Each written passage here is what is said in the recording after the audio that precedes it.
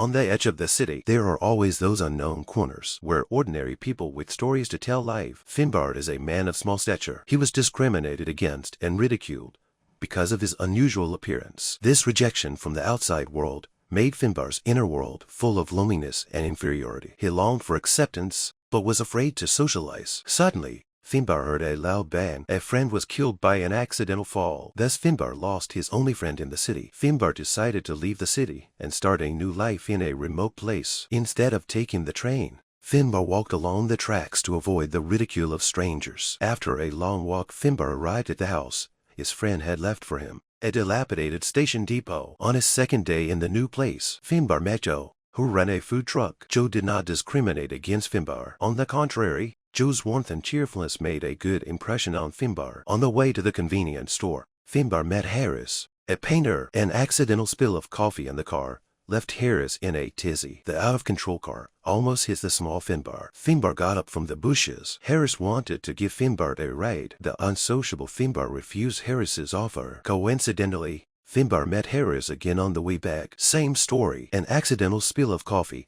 caused Harris' car to almost hit Finbar again. Getting up from the bushes, Finbar once again refused Harris's apology and left with a few words. Walking alone on the railroad tracks, Finbar attracts the attention of a young girl, Donnie. But when Finbar turned around, Donnie was frightened away by Finbar's appearance. At night, Harris came to Finbar with a bottle of wine to apologize. Finbar also learned that Harris' son had died in an accident. Her husband had divorced her. Joe would spend time with Finbar, reading and watching the trains on the railroad. The three of them would often eat together and talk. They would walk along the tracks together. They would sit on the bridge and watch the stillness of the lake. These new friends didn't alienate Finbar because of his appearance. Instead, in their own way, they gave Finbar the most sincere care and help. In their company, Finbar began to open up. He began to try to socialize and experience the beauty of life. Finbar would use the camera Harris gave him and Joe to film the trains. He would make Harris laugh with his jokes. He would open up to Harris about his love life and his low self-esteem. He even accepted Donnie's invitation